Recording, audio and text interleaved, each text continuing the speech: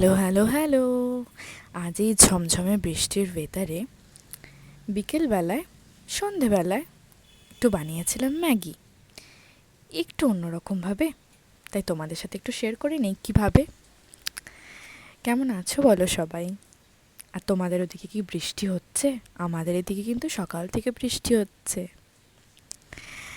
প্রথমে ম্যাগিটা সিদ্ধ করতে বসিয়ে দিলাম, যেটা সব রকম ম্যাগিতেই করতে হয়। এখানে আমি একটু আলাদা করেছি, আজকে পুরোটাই বাটারে রান্না করব।